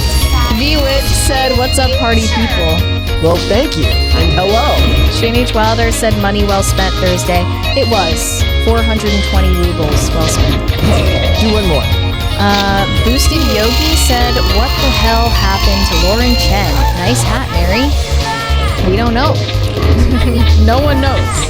Let's hold off on the rest and let's come back after the fact. Okay. Let's talk about Will Ferrell. You've probably wondered to yourself before if you're being a good enough ally to the trans community. And now Will Ferrell has the perfect movie for you to watch. Will Ferrell is creating a guidebook on trans allyship, along with his trans friend, Harper Steele, a former head writer at SNL. This is a documentary film in which Will Ferrell goes on a cross-country road trip with his trans friend, and they go to all of these red states where all of these bigots live, and they find out new things about themselves and others. There's a $50 super chat there from Pat the Plumber. Thank you, Pat. Pat the Plumber said, I missed every show this week, so if you could just start over, that would be great, but I'd also be happy with a recap. Thanks, Bert and Murray. What if I drew your attention to a YouTube channel where you could actually watch all the episodes? You can just rewatch the episode. In fact, it would be good for us. Thank you it would for give us doing that. views. So thank you for that, Pat. Hope you're well. So Netflix is putting out this documentary later this month. Here is their pitch. Will Ferrell and his close friend Harper Steele embark on a cross-country road trip together after Harper comes out as a trans woman in the documentary film Will and Harper in select theaters this September and on Netflix September 27th. They're putting some really seriously. And then what they get to do is they get to then be mad when nobody goes to see it. Right. Not even because of the They're not good enough allies. No, but not even because of the subject matter, but because nobody goes to see Netflix movies in theaters. No. Gordon Shumway said the guy who is really banking from T-Swift is Travis's brother Jason. Swifties know all about him and his wife. My friend is a hardcore Swiftie and she's always talking about Jason. Lucky guy doesn't have to date Taylor. Jason Kelsey is the far more down-to-earth one. He's got the wife and kids. He seems like it, but he also was in that weird controversy about calling his wife a homemaker. Like, don't call my wife a homemaker. Yeah, he got very upset about that. Pat the Plumber sent another 20. OMG, thank you. What are you thanking us for? But thank you for the super chat. But yeah, go and check out the episodes from this week. Also, Gordon Shumway, I saw some left of comments as like, after 2 years, can they not get Gordon Shumway's name right? Are we saying it wrong? If we're saying it wrong, I don't care. Thank you. Okay, we're gonna watch the trailer for this documentary and see it in all of its glory. Here we go. This segment's getting scrapped, I can already tell. What, it's too controversial? No, it's just too all over the place. Alright, let's get back to the backhanded slaps against America. Yeah. That's what this is. Love that. Here we do and put Walmarts in there. Flyover states have lots of Walmarts. Yeah. Came out to you? Yeah. Like, I can feel the bad faith. This car race, for those listening rather than watching, they're at a NASCAR race, and Will Ferrell's trans friend says, I used to go to things like this, but now that I've transitioned, I'm afraid. Which means people who go to NASCAR are bigoted, hateful people who are just lurking around every corner to assault you if you're trans. That's what they're saying. But the nefarious part is they're showing you what they would call, you're one of the good ones. Mm-hmm. That's what they're saying. You're one of the good ones. Yeah. What the world needs right now. I love don't think for a minute that either one of them drove this car. This was specifically selected as a car that evokes the road trip theme. It's a prop. It's a prop, okay? Everything in Hollywood is fake. None of it is real. They probably had a wardrobe department following them around. Yeah, the whole thing's fake. So yeah, this is where Will Ferrell is at in his career after Barbie. It's not going so well for him, but he thought he could scrape up some validation online for being a good little ally. And he did get it. He got some validation here. Will Ferrell deciding to educate himself and others, as well as supporting and loving Harper unconditionally when she came out to him, really puts other comedians to shame. I send all my close friends the most important news in my life email to. Another one said, I did not have Will Ferrell appearing in what might be the most important movie of the year on my 2024 bingo card. If you have a 2024 bingo card, you might be on Twitter too much. You might be on Twitter too much, yes. This is exactly what white rich men with privilege and a huge cis male following should be doing. I will love Will Ferrell forever. They'll love you under the condition that you make the content that they want related to ideology. Don't make movies, make content to what I do. You're being such a well-behaved little straight white male today, Will. I'm looking forward to seeing this, but I also think rural America would not be as kind to an older trans woman if a camera wasn't on them and Will Ferrell wasn't present. There's a $20 super chat here from Francisco Sanchez Jr. who says, "My closest friend sent me an email." Yeah, that's about a life-changing surgery and alteration. Yeah, so they're claiming that actually this makes Middle America look too good. And that if there weren't cameras involved and if there weren't a celebrity involved, that this person going to Arkansas or what have you would get violently attacked for being trans. Mm-hmm. That's what they're saying. So it's too flattering. Another one said Will Ferrell looks like he was forced to do this movie or else they were going to release some tapes. No comment on that one, but yeah, wink, nudge, nudge. He's not doing a lot with his career since Barbie. He also did an interview about this documentary several months ago as it premiered at Sundance. So I wanted to show, what he had to say about it. This one here. I do want to make very clear the trans experience is not entirely represented in my experience. I went to the country with Will Ferrell. This is actually a funny rebuke of their ideology to begin with, which is that everyone's experience is different anyways. So why is yours worth anything? So boiling everything down to a commentary on what that is and what it entails is actually quite futile because everybody's going to have a different experience as it is. Right. But let's continue. That makes it a lot easier. And I went through the country with a crew. And there are so many trans people who obviously do not have this incredible privilege. So I would make that point. Even they are even the focus of the movie is acknowledging their privilege. And yet there were places where I definitely was afraid. So that does happen to me too. You know, because we're hyped up about the trans issues. As it kind of unfolded, we thought, we hoped, and when we finally looked at it, it's like, could this be a guidebook, kind of a workbook for just to show that two friends can kind of talk about this hot button issue and kind of demystify the conversation that way. And in the far left. So, in case you were wondering how to be a better ally to the trans community, Will Ferrell has the movie for you. It's an absolute backhand to Middle America in every respect. Not to mention, to narcissism. What are you afraid of? Getting beat up in a Denny's parking lot? I think I'm gonna make a documentary where I take a road trip and go to basketball courts and say it's not easy being 5'5". You know what I'm gonna do? I'm gonna make a documentary where I walk around the south side of Chicago, and I'm gonna talk about how afraid I am of getting mugged and shot.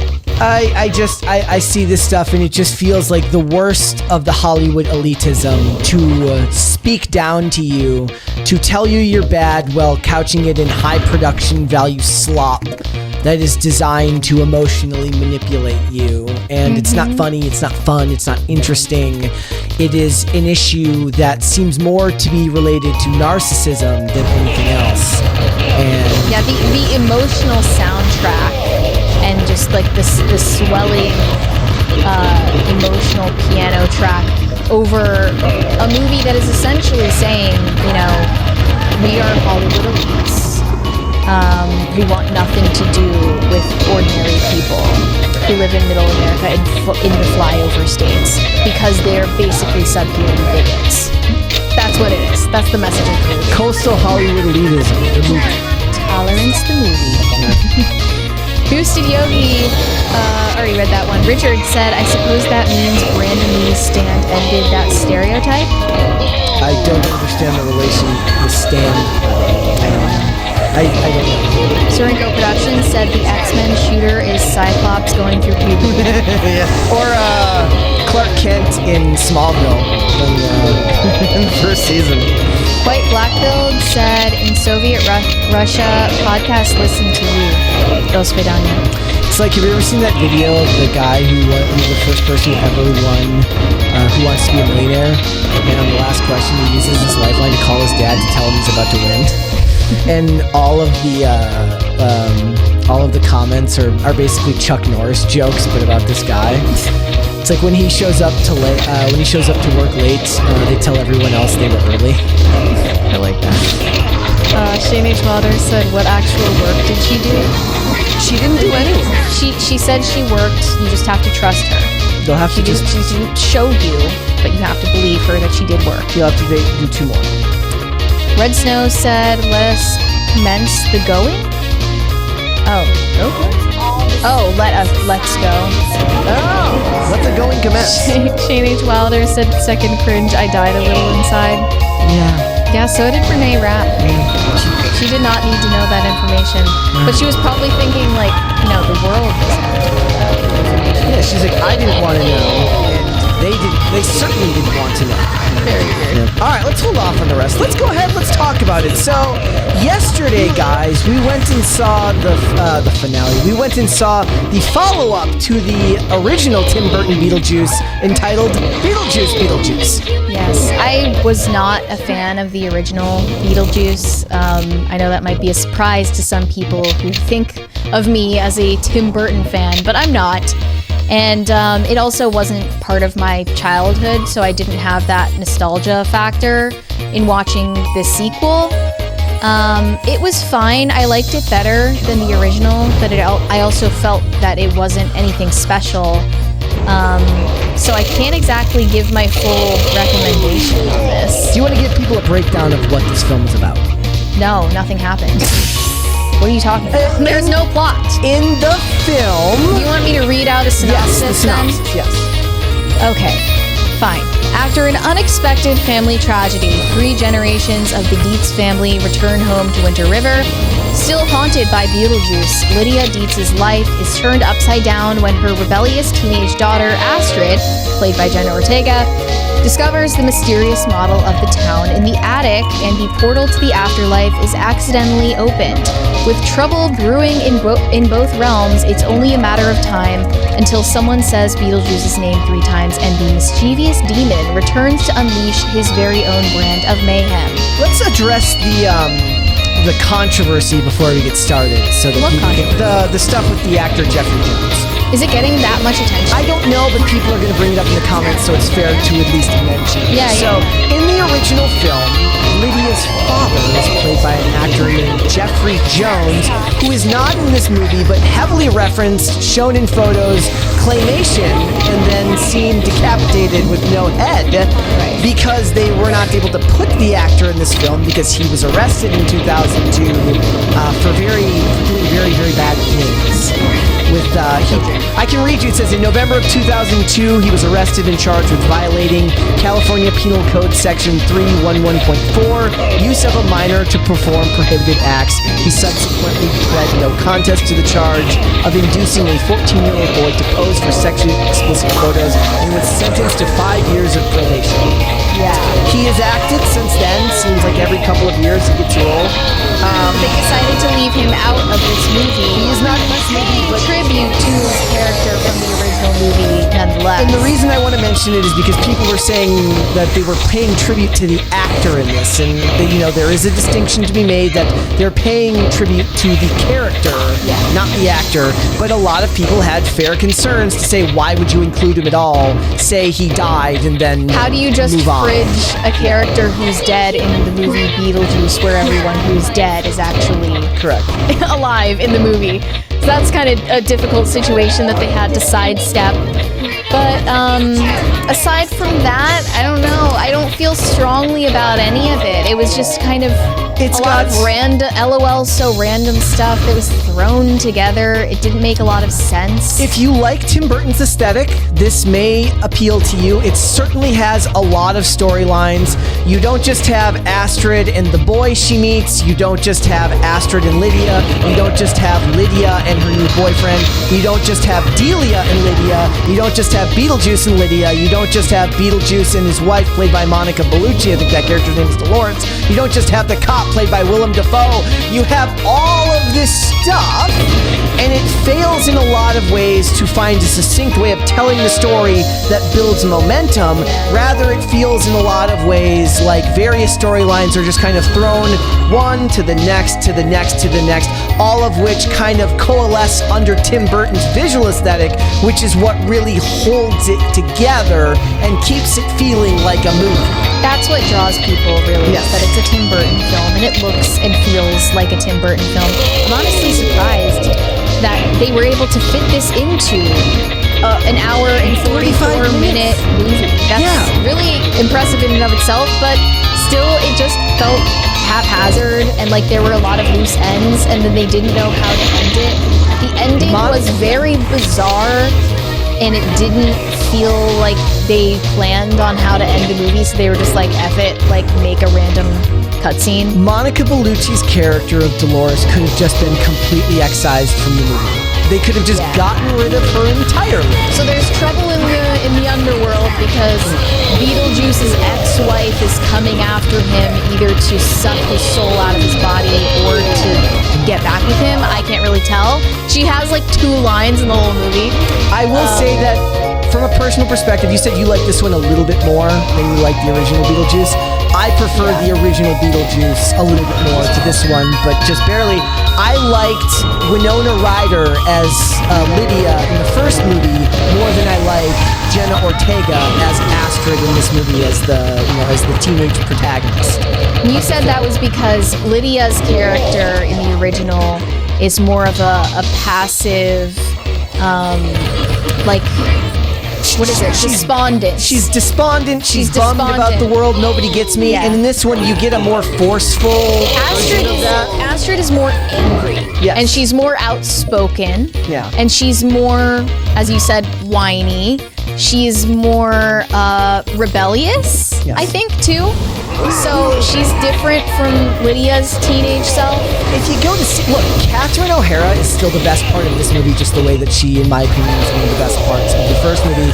She gets to play the same self-interested, stuck-up artist that she was in the first one, and you can tell that she's having a blast with that. My favorite scene in the first movie is, of course, the dinner party scene, and when you watch it, you look at Catherine O'Hara, and you can just see the art nerd in all of these actors loving doing that, and that appeals to me, and that's really what the majority of the third act of this film is, or at least from the point where they enter into the church at the end, where the wedding is supposed to take place. It's one big song number that looks like they spent a lot of time on, and they have a lot of fun with it, but it felt more interesting in the first one to me, personally, because it wasn't as layered and extravagant. I think we should address the name checking of climate change. Didn't bother. It was like 2 seconds. I didn't think about it after that. If they'd done the movie 20 years ago, it would have been about the ozone layer. And the idea is that in a pitch meeting, they pitch Astrid as a pragmatic do-gooder who's everything the opposite of her mom, who works on a show about ghosts. Yeah. So right? Astrid is from the beginning of the movie in charge of her school's climate action club. It's and she's putting up a poster for it. It's not heavily focused on, but I just chalked it up to, she's into that kind of thing in honor of her dead dad's legacy. He was an activist type of guy, okay? So that makes sense. The Mary Curie bit was the more relevant form of identity politics and feminism. Yeah, so for Halloween, Astrid dresses up as Marie Curie, who, according to her in the movie, is a feminist icon who discovered radiation. Yeah. I just want to fact check this real quick. Community note, I looked up who discovered radiation. It wasn't her. It says Henry Becquerel discovered radioactivity in 1896, but his doctoral student Marie Curie coined the term stolen valor. But they did make Astrid shout that scientist out as a feminist icon. So one of the things that I did like is that at the very least, as much as I didn't like the more forceful personality of Astrid, it does clash heavily with the more passive personality of Lydia, right? Which makes for an interesting bit of character development. There's a moment of them up in the attic where they bond over looking at old photos, and that was where I thought there was some actual light in the movie there between the two characters, but they're kind of consistently nerfed because Lydia's got this side storyline with this wretched producer boyfriend who wants to marry her for her money, and it's very clear from the beginning. He's obsessed with So again, there are too many characters in this movie to make it feel like it builds a coherent storyline and narrative throughout. Yeah. It suffers the most from the fact that it's overcrowded. Yeah, and there's no love in it, I think. That's tough. What do you like between actual romance? Or comparing it to the original, obviously, what is Alec Baldwin's character in the original? I don't remember their names, but you have the dead couple in the original movie who love each other, who are in love, and that's nice, and there's no strife there. But in this movie, no one is at peace with each other. And they even develop a sense of affection for Lydia, and they grow close to Lydia throughout the movie in the original. And you don't feel the same here. You do get a little bit of at the end with Delia after what happens to her. Again, I don't know how much we'll spoil about that. She reunites with her husband. Yes. But there's no, other than that, there's no through line of a loving relationship between anyone. Which would have gone a long way. And again, you get an actor like Willem Dafoe who's literally just tacked on here into a storyline where he's kind of after Beetlejuice. Yeah, and it's just weird. You get a great actor. The storyline didn't. Monica Bellucci and Willem Dafoe did not need to be in the movie. No. It wouldn't have made a huge difference if they weren't in it. Honestly, they didn't even need Lydia's husband to be in the movie. It wouldn't need that side plot either. It should have just focused on Astrid wanting to see her father again, and the boy that she gets duped. Yeah. She gets duped by a boy, and that storyline to me was the most interesting. And it was like halfway through the second act, and then it's gone as soon as it starts. It was entertaining, but it was predictable because I had watched Wednesday, and literally the exact same plot line was used in Wednesday with Jenna Ortega. She meets a boy, he's very unassuming, and then it turns out he's evil. So they repeated that again. It still has strong set design. Danny Elfman does fantastic with the music on here. The score is good. It evokes Tim Burton. It's gonna do well at the box office this weekend. I assume it's predicted to make over $100 million. You could say that the fact that the movie is unfocused is helped a little bit because the pace is so frantic. It would be worse if it was unfocused in a slog. Yeah. But everything moves so quickly that it's not all that awful. No, it's not hard to watch at all. It was fun. It was a fun watch, but I just didn't think it had the sentimentality of the original. Correct. And the meaning, and there was no real resolution to any of it, honestly. I think they should have made Astrid, since in the movie, Lydia now has a television show about being not a ghost hunter, but she's a psychic medium, and she's on TV. I would have loved it if they would have given Astrid her own YouTube channel where she debunks. Yes, I said that would have been hilarious. If you wanted to contrast Lydia with this teenage daughter who's rebellious and has a strained relationship with her, they should have made more effort in both aesthetics and personality to make that happen, where perhaps Astrid is a rationalist atheist who's super against everything supernatural.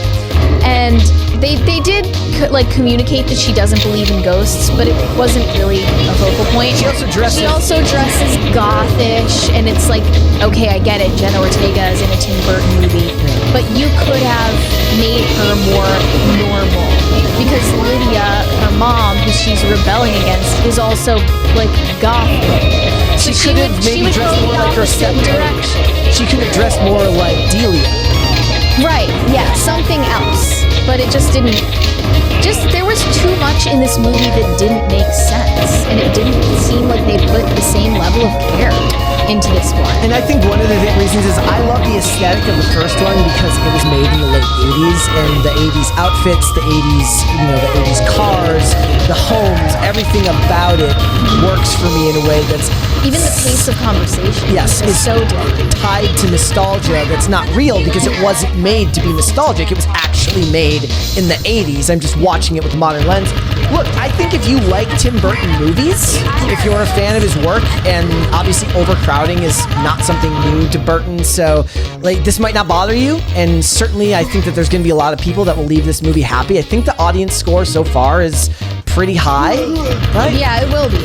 I'm expecting it to be very popular, but people don't know what they're missing. That's the problem. And that's why it's going to get a high audience score. People don't know what they're missing. I do want to warn against. Look, is the mention of climate change real? Yes. It's so negligible in its thematics that it's going to be used to scare people off going to see it. There's plenty of reasons not to see this movie, depending on how tightly you hold yourself to story structure and what type of movie is enticing for you. If you're looking for tightly edited, tightly focused films, this is not the movie for you. It's frantic, it's fast-paced, and it's all over the place.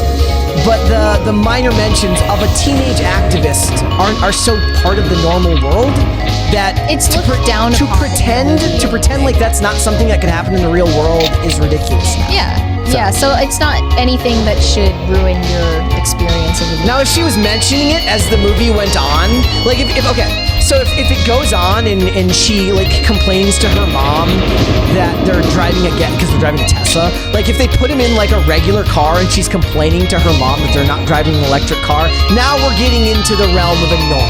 Yeah, there was nothing like that. There was no further mentions of it beyond it. It was fine. I think that's one of those things where one mention of something becomes more than it actually is now.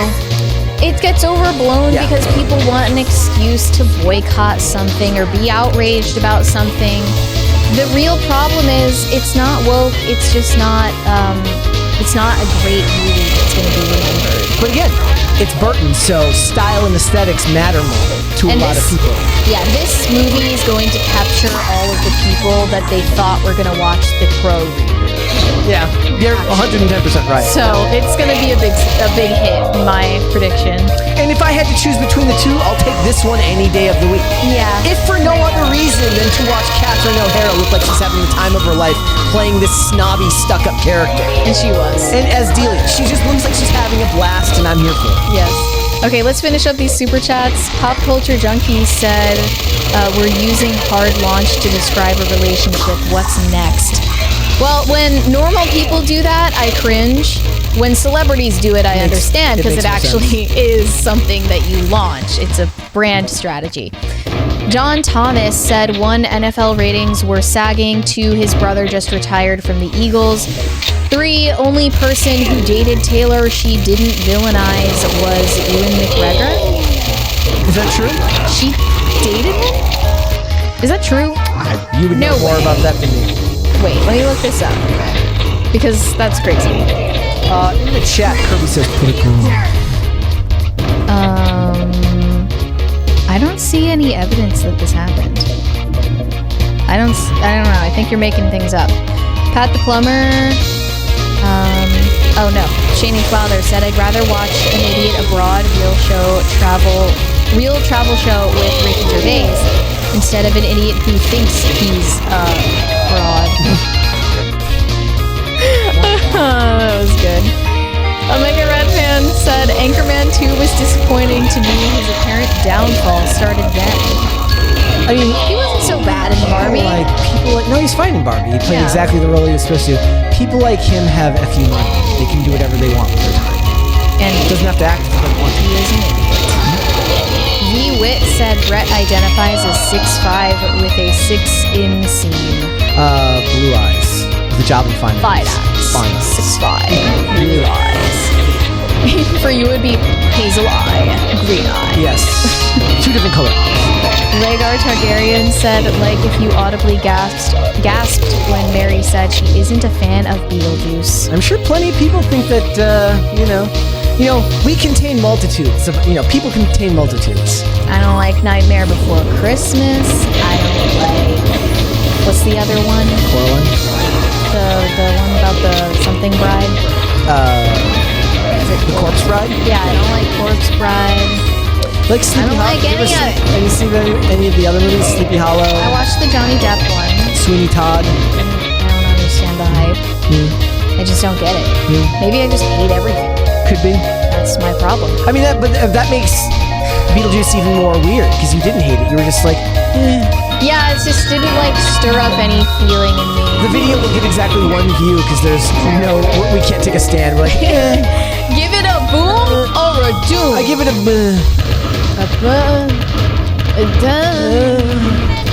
Yeah, we don't know. Red Snow said OG Beetlejuice was whack, will stand by it. Whack in a good way?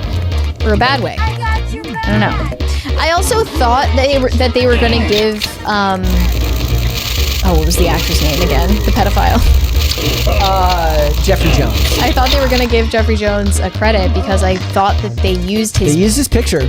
Well, they used his likeness, of course, in that instance, but they also used an actor with his head cut off.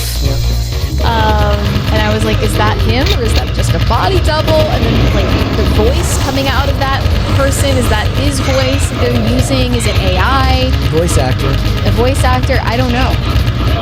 Red Snow said, and as usual, praise be to Space King. Thank you. Shane H. Wilder said the Beetlejuice movie poster will be out tomorrow. It's the most detail I've put into a movie poster since the podcastios posters. Beetlejuice, I hate it. There was no apology for Beetlejuice's, what would you call it? Not mischievousness. What do you mean, apology? There was no apology made for his behavior. No, he's the same. We didn't even really talk about Beetlejuice much. Michael Keaton is great. He was so honestly irrelevant to the plot of the movie, which is just weird. Yeah, Michael Keaton is perfectly fine as Beetlejuice in the movie. Seems to pick up the character right where it left off. The makeup makes it so it doesn't look like a day has passed. Yeah. He doesn't look any older. But it's honestly, it seems like they wrote a movie and then they were like, oh, now we have to put Beetlejuice in it. Then they added it afterwards. There's no there here. Shane H. Wilder said Barbara and Adam Maitland were the dead couple. See, something like that's something that grounds the movie. Yeah. There's nothing there in this one, in the sequel, that grounds the movie. Yeah, there's something sweet about it. There's a sweetness to it that is missing from this film. And they tried to insert it with Astrid and her father, but they never reunited. Because he's not really in it. He's not even in the movie. So there is just no heart. There is no heart in the movie. V-Wit said every movie needs Willem Dafoe. Finally, noobs. Thank you, V-Wit. I like Willem Dafoe a lot too. His character was irrelevant. Yeah, I don't know why he was there. Should have made him the scummy producer. I mean, did they get? Yeah, they should have actually. He's too old. Or Bob Odenkirk. I think that I was thinking that while watching it. It should have been. Was that Bob Justin Odenkirk. Theroux who played the boyfriend? Rory. Yeah. And when I see him, I just thought the way they portray his character is he just looks like Gavin Rossdale. You know who else?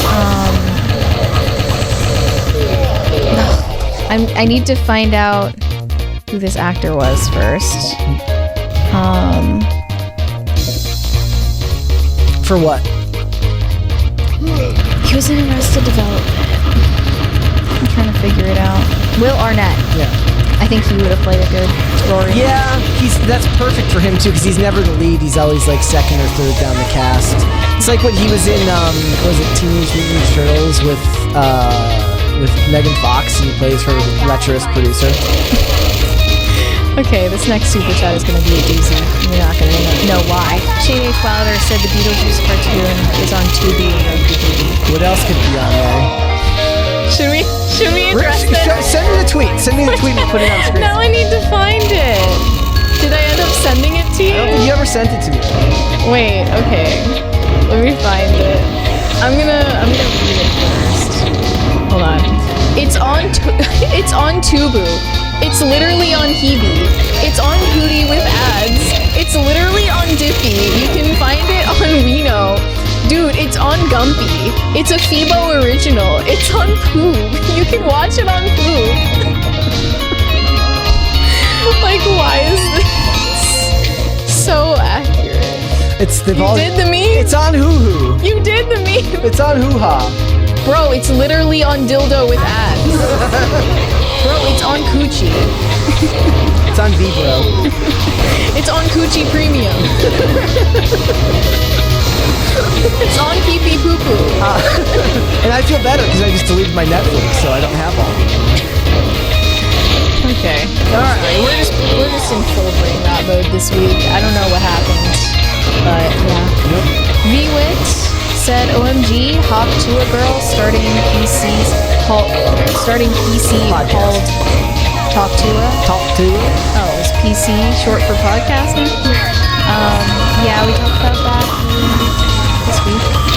Somebody pointed out, they said, she had one vulgar moment and she's been nothing but class since then. So maybe give them the benefit of the doubt. But then look at the guy who made D's nuts, and he's been on the streets of LA begging for spare change. Life isn't fair. Life ain't fair. Red Snow said my coworker got me into Yellow Jackets. Anyone else? I haven't seen it. I know many people who like it though. What is it? It's a show. I've never seen it. Shane H. Wilder, you're welcome. Thank you, I think. We'll hang out until 5 this Friday. As tempting as it may be, cut out early. Yeah, that's fine. No, we can hang. What is it in the chat? Oh, I like this one. Aaron House says, I don't know this Coochie Premium app. Show me sometime. Yeah, well, it's expensive. Coochie Premium is expensive. I can't afford that one. Bro, it's a hoo-ha original. It's on Yoo-hoo. Well, I mean, it's the same thing when I see, we watch stuff on Roku TV and they're like Spiderwick Chronicles or Roku original. Like, does it look like, is nobody's tuning into Roku for the originals. They're tuning into Roku so you can see the obscure show that had 3 seasons 20 years ago. Someone's gotta be watching. I watch Roku to watch old episodes of Nikita because it's not on any of the other streaming services. The 2010 Nikita, not La Femme Nikita, which is also on there. And episodes of Third Watch from 2000. I vaguely remember that. Yeah. High Voltage 75 said, Brett, put the hat on. Put a hat on. Put the hat on. Sorry, Brett's not allowed to wear... I'm not Russian. I can't wear that. He's never going to beat the allegations, though, with that last name. Jasmine? Wait, no, it's not even Russian. It's just vaguely Eastern European, so you're already suspect. Well, with a last name that ends in Vic, you're screwed, right? Yeah. Nostrovia. That's yeah. But I'm in the clear. My last name is Welsh, so I've heard. You're good to go. Somebody says, guys, get us to the third party. Yeah, we're getting there. We're getting to the third party. It says Brad is Slavic for us. Yes, I am Slavic. Wait, I forgot. Maybe I should ask you out there. Never mind. Okay. Never mind. I don't want to reveal your doxing information to the audience. Sure. We're $10 away from the third party. Just letting you know. No pressure or anything. Put a girl. Das Vidania Conrad, says Rhaegar Targaryen. That is true. Brett Doslovic. It's on Hooters Plus. It's on Hooters Plus. Actually, Hooters would have great success with their own streaming They would. I mean, if Walmart has like Walmart... What was it, like Walmart Plus or whatever, then I would watch the... Hooters should be affiliated with Barstool. I don't know why, but they just should be. Well, didn't they go and start, like, letting in fat chicks? Did they? Thought they did. I mean, okay, would it be legally the same thing as like discrimination if you didn't hire someone at Hooters for like their body type? Like, is that a lawsuit in the making? I mean, how can you prove like? You can't prove it, but it's like. How do you prove it? They're like all the same. It's like working at Abercrombie or Hollister back then. But they were actually like hired under the title of model. Yeah. Right. So you're fine. Model who folds clothes. Do they even fold clothes? I don't even think they had to fold clothes. What did they even do? I have no idea. Spray perfume everywhere so that you get ahead. Such a weird time, like mall history. I mean, Hollister's still there. Yeah, but it's not what it used to be. It's not even recognizable. I just miss that there were stores in the mall that I was scared of. You know? We miss those times. Shane H. Wilder said randomly Roku owns all of the Quibi catalog. They just bought it one day. They're just like, is that the one that had the vertical? Who wants it? Is that the one that had all the vertical video? Yeah. They're like, we'll take it. Like they were pawning this off to the first bidder. That's crazy. Cornelius Hubert.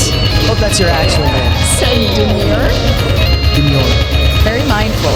Very demure. Red Dragon said it's on Pluto Prime. They all sound like that. And right before the show, someone in the chat said, Tubi is one of those words you say over and over again. It doesn't even sound like a word anymore. I'm like, you literally did the meaning. You read my mind. Neither does Quibi.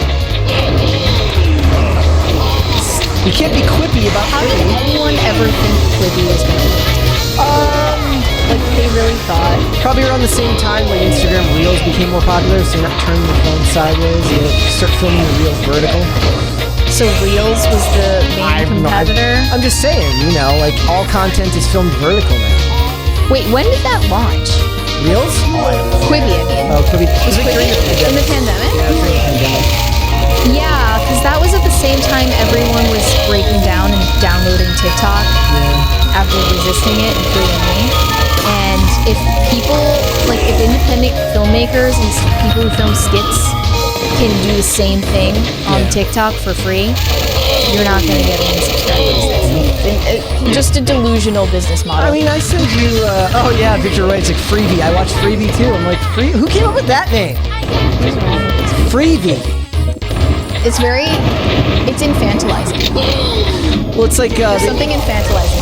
It's like back in the day when they just remove all of the vowels from the company name.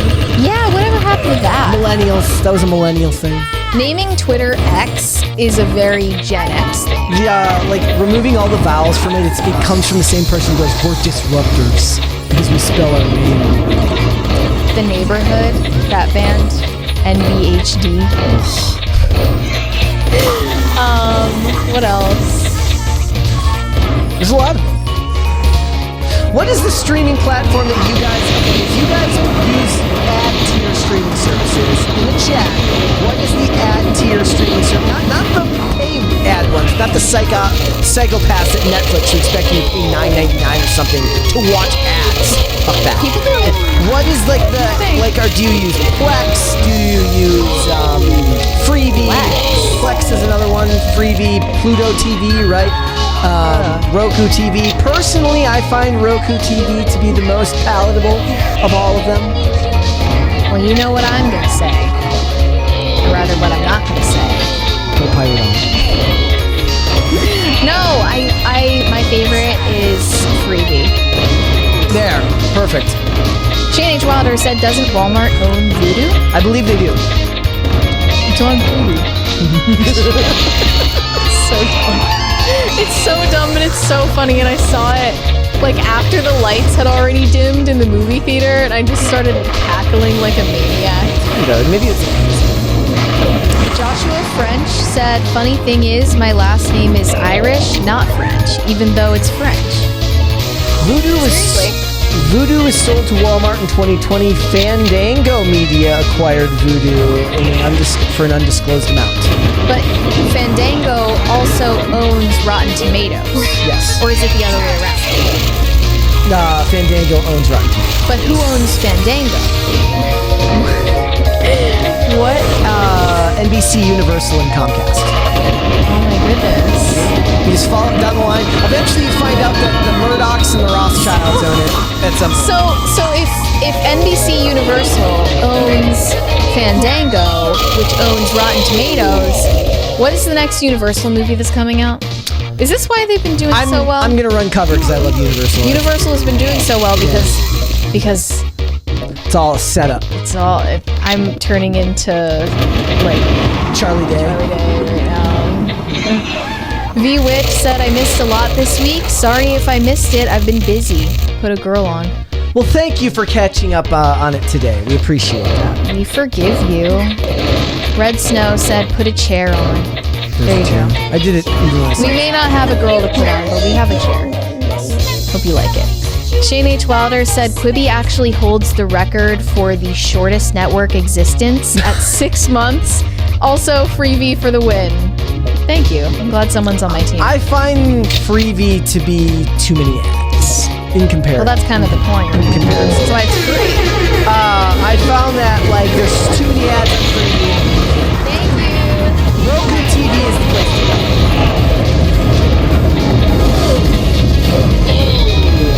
High Voltage 75 said, Mary, do you still bring loud food into the beer? It wasn't too much. Well, now what I do instead is I just bring my little sweet treat with me and an iced coffee. That gets you through it? Yeah, but I have dinner before the movie. That's okay. So I don't have to open a million different things. Now to me it's become a ritual to get my fries at the theater. My drunken fries. And you went to Denny's after without ordering something from the Beetlejuice menu, you psychopath. Yep, I just got a regular milkshake. What is wrong with you? Saving money. Saving money. And I said I told you that there was a Beetlejuice burger. Yep. And you were like, how is it Beetlejuice though? It's just a burger. And I was like, there are 3 patties! I can't finish it, sorry. 3! There are 3! So it's Beetlejuice. Get it? Because you say the name 3 times. Duh. Doy. Are we all caught up? We're all caught up. Yep. I just lost my mind a little. People are still talking about the streaming services they use. I'm getting a lot of references to Pluto TV. Maybe I don't think I've ever actually tried to watch Pluto TV. Maybe I will has that? Maybe I will give that one a shot tonight. You guys should all try PPTV. I think it's the best one. They have 24/7 airport bathroom cam on season 6 with ads. What was that tweet the other day? It's like, here's this new Apple TV show. We spent $800 million on 6 episodes. Netflix, here's We're on season 6 of Airport Bathroom Cam. Hope you enjoy it. Well, if Pluto TV is a thing, why isn't Uranus TV a thing? That's a great question. Somebody should make... Somebody in the chat said it. After me, my friend. After me. We're both as equally immature. I'm just equally immature faster than that person. All right, chat. We should have put a poll up today about what's... Actually, you know what? Maybe like a last-minute poll. I thought we already... No, we didn't do it. We didn't have a poll today. No, I just asked people to let them know what streaming services they used for things. Yep. What do you want to ask them? Oh, I was gonna maybe I'll do it Monday about what streaming services ad streaming services they use. And you're gonna be gone Monday and Tuesday. Fair warning, I am going to be gone Monday and Tuesday next week, but the show goes on. The show goes on. Do you know where can you tell people where you're gonna be? Does it matter? I'll save it as a surprise. Okay. All right. That's good. So he says Mary leaving. No. Well, I am, but not now. for 2 days. Yeah, 2 days. Yep. Just, enough time to get some milk and cigarettes. Going to Russia for a couple days. Talk to my handlers. It's not a big deal. Stop making a big deal out of everything. What do you think? It's like, why? I was saying on Thursday we should have done an intro where we do a hot mic where we accidentally go live early and we're all talking in Russian. We joke about that a lot, but hopefully, knock on wood, I don't know if this is even real wood. That never happens. Joy W said, changed a career path and can't watch as often with my new schedule. Keep up with all the work, y'all. With all the work, y'all. Love. Big thank you to PCC, Cast Crew, and Timcast Co. Well, hopefully the new job is good. Sorry, the new career path is good. And make sure you watch on the replay. If you can't check it out live, check it out later. Or do what I recommend is that, put the headphones surreptitiously in one ear and just listen anyways. Yeah, just lie to your boss. Who cares? Yeah, wear a beanie. But good luck with your new job. Carnell said, Brett, now that you've canceled Netflix, how do you expect to watch Mr. McMahon special? I thought you would have mentioned the trailer by now. Yeah, it's a 6-part documentary about the rise and fall of Vince McMahon. 6 parts. 6 really? parts. Well, he's got a very long career that spans like 4 gazillion years. So there's a lot to talk about. He's a fixture. There's a lot to talk about there. So you're not gonna watch it? Look, I'm not a huge fan of documentaries. I don't watch any of the Dark Side of the Rings or anything like that. I don't want to think about the crappy side of these businesses. I want to think about the fun stuff. I had to force you to watch Quiet on Set. Yeah. And even you're not a documentary guy. When I was done, I was like, ugh. Just leaves you feeling depressed. Yeah. Shane H. Wilder said prayers for safe travels, Mary. Thank you. All right. Well, let's do some outros then, ladies and gentlemen. It is Friday after all. Before we go, would you hit the like button on this video and subscribe to this channel if you have not done so already, please and thank you. Mary, where can they find you? Yes, you can send me validation on Instagram at Mary Archived, or you can send me hate on X. That is also Mary Archived. Perfect. Guys, if you want to follow me, I am on Instagram and on Twix at Brett Gasovic on both of those platforms. This show is here 5 days a week, Monday through Friday, 3 p.m. Eastern Standard Time, noon Pacific. We are on Amazon Music, Apple Podcasts, Pandora, and Spotify. If you would prefer to listen rather than watch the show, and if you want to follow the show on social media, we are on Twix at popculture_show, Facebook, and not TikTok, because we're banned on TikTok, at Pop Culture Crisis. Maybe we go on Quibi. And on Instagram at Pop Culture.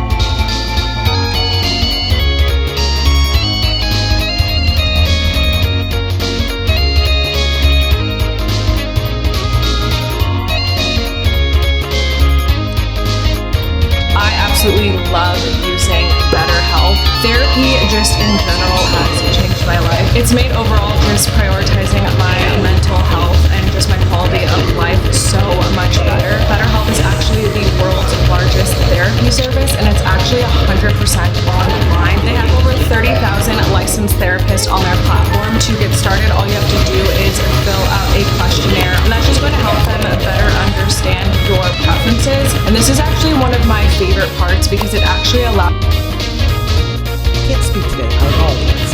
Let's walk that back. Let's walk it back. Rian Johnson's Knives Out film has its 3rd movie announced.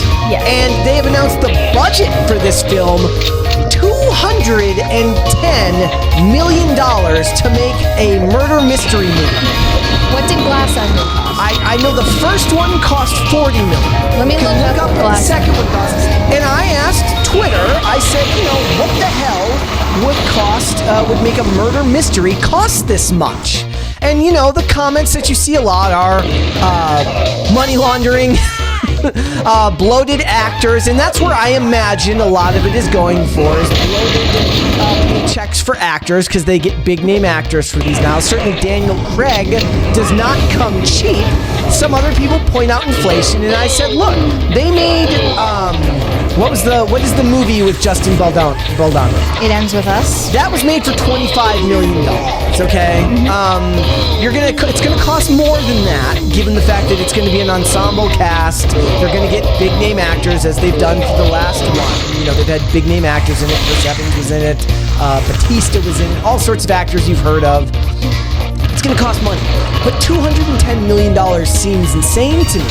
And some people were blaming inflation, and I was like, inflation explains it maybe going into the $100 million range. I'm being completely arbitrary in my guesstimate. Because all you need is, the mansion. Well, no, because they went to exotic locations. Exotic location, a mansion, costumes, and fake blood. I mean, really, that's all you need. I asked Twitter, I liked, Colonel Kurtz says, I liked Knives Out as much as I liked Avatar. which I guess means she didn't like it at all. I tried to find the Glass Onion budget, but it's saying that it wasn't publicly disclosed. All is known is it was significantly higher than the budget for the original Knives Out at $40 million. So this is what they do when they create a multi-part series. That does well. If it does well, they just, for whatever reason, they decide that means it has to cost more every time. Why? Why is that like a law of nature that you must spend twice as much as you did on the first movie because the first movie did well? Why? They did the same Joker. It's diminishing returns from the box office for a sequel most of the time anyway. Can you look up, I believe the budget for Folie à Deux is $200 million. Can you double check that for me? Like the budget for Joker 2. Joker 2 budget. I believe it was 200. It is, yep, $200 million. So they spent $55 million on the first film to make $1 billion, right? $60 million for the first Joker, by the way. Yeah. Like, that's crazy. I think it was 55. I think it was ended up less than that. It was 55. It was like $55 million. So you add in marketing, $80 million, something like that, $90 million. And now you're trying to tell me that you're going to spend $200 million on this? What if it bombs? I mean, am I wrong? Most sequels don't do better financially than the originals. Deadpool 2 made a little bit less than Deadpool 1, but then Deadpool 3 is now shattering the records for R-rated movies. So it's hard to predict, I guess, but... And that none of that matters in this case, because what's going to happen is going to be the same thing that happened with Glass Onion, which is that because it's a Netflix film, it will get a week in the theaters. We saw it at a theater when it came out, and then it'll go to Netflix. Yeah. Where it won't make any money because it's going to Netflix. So does that mean that Glass Onion lost money overall? I mean, I don't know, because they're not going to licensing deal. They're not going to use the same number system we are, right? Yeah. They're gonna judge it based on subscribers gained and minutes watched. I don't know how well the film did. I do know that I just canceled my Netflix subscription. Ooh, I did. Congrats. I was doing this is a moment of growth. I was doing some budgeting, and I was like, "This is a bill I don't need to. I don't use Netflix very much." So I felt very proud of myself afterwards. I knighted myself. That was a metanoia for you. So here's some of the other reactions. I just thought this was funny. Resolute 324 says, I enjoyed the first one. The second one sucked. Zero chance this makes money. And that's where I pointed out. I said, look, I don't think you can base it on that because it's not going to theaters for long enough to do that anyways. I don't think the second one sucked. I thought it was fine. It was fine. It wasn't anything special, but it was fine. David McFarland says, scenic locations have a premium cost. Look, Knives Out 2 was made during COVID, which is one of the reasons I think they traveled for it. Was like less COVID restrictions wherever they went. Where were they? Some places, definitely not in the US. They probably addressed COVID too much in that movie. Yeah. Like it would not come off as comedic timing if you watched it again now. Yeah. Them playing Among Us, wearing masks, it's just not funny. Yeah. Netflix bought the series from Ryan, so the second and third movies would be only on Netflix. I saw the second one in theaters for a week, but then it was only on Netflix. Regardless, that is a wild number for a movie. I agree. There's just, a lot of people are saying money laundering. Look, I don't know if it's money laundering. I don't know where the money goes. I know that money laundering is a spectrum. Yes. Okay. Union budgets. This one says, spoiled actors that bitch and moan about everything have to have the finest everything and think they know. You guessed it, everything. So many of my favorite musicians and actors are dead to me now. They've gone and started talking politics.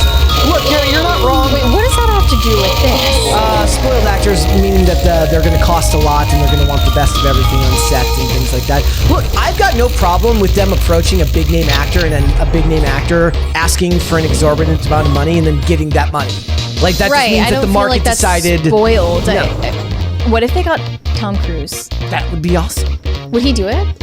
I don't know. He would be against the Netflix model. Yeah, and I don't know if he's an ensemble cast kind of guy in that same respect. Like Glenn he's kind Powell? of like Glenn Powell again. Like I feel like Glenn Powell is proving himself. He's to also be, against the streaming model. That is so. Actually, speaking of Glenn Powell, that's funny that you go ahead and bring that up. There was a tweet that was going around from Discussing Film over the weekend that talked about another Glenn Powell quote, and what I said was, this dude, as far as saying the right thing goes, Glenn Powell is batting 1,000 and picking projects to match. He says, do you want to read this here? It's really good. Yeah, it's almost sociopathic how well Glenn Powell the desires of the audience. But here he says he wants to build trust with the audience, that I'm going to work my butt off to make sure they're entertained. When they show up and pay their $15 for a ticket, they'll at least be able to say, I know that this dude is going to try to deliver quality. He's going to summon every bit of himself to try to deliver quality. Look, it's sad. And they're all saying, this is Tom Cruise's successor, like reincarnated Tom Cruise before Tom Cruise is dead. The people who are trying to hate on this were saying that he's wrong because movies don't cost $15 anymore. They're like, oh, you think it costs $15? That's cute. And it's like, no, I bought a movie ticket the other day and it was, okay, maybe not 15, it was 16. $16, okay? So he knows it's not like Jeff Bezos guessing the price of Cheerios. It's not the same thing. And regardless of whether he was right on the numbers, his sentiment is in the right place. He really does seem to have either a fantastic publicist who's picking all of the right interviews for him to do, and he's extremely well media trained in a way that doesn't give off pompous actor vibes. Yeah, he also, I think in the same interview, talked about how Denzel Washington was a huge part of his move to